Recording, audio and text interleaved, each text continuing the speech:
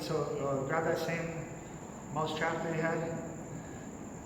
As soon as you get here, I see you can get this armbar, but right away I feel like I can hide the arm and pull myself against the floor and kind of defend this way, rather than just staying and letting you armbar me. What would you do then?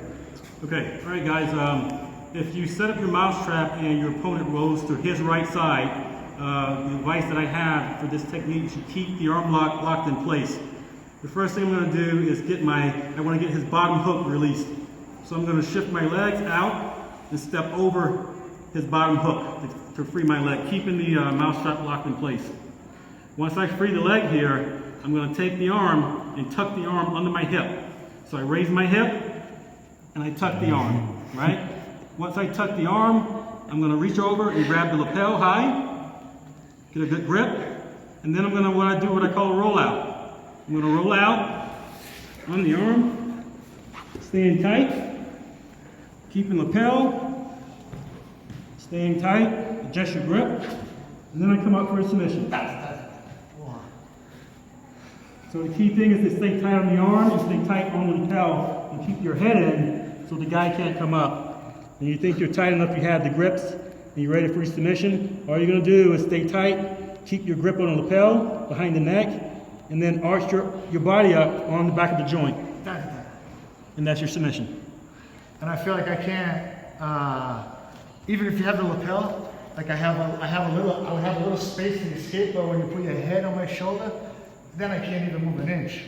You do this on purpose? Yep. So what I do, guys, is if I have my lapel tight and I have the arm locked in, the guy can still roll to his opposite side, even though I have my grips.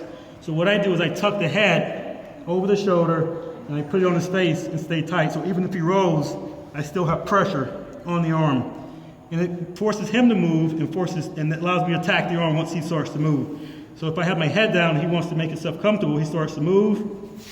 I let raise up on the arm. And if he rolls into me and he gives up more pressure toward and he rolls into me like this, I'm doing the same thing. I stay tight on the lapel and I still crank the arm.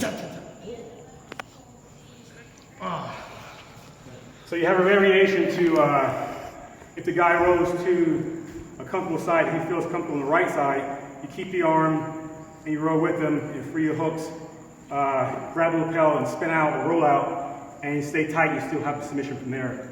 So that's one method you can do from if the guy rolls to his right side to try to get comfortable or try to free himself from the lock.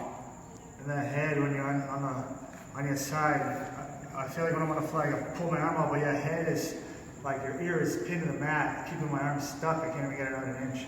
Yeah, that's the key thing that I know we see a lot when we're doing it, is keeping the head tight, because if you raise up and give a little pressure to the guy, he can obviously spin out and maybe release the grip, or he can pull his arm out.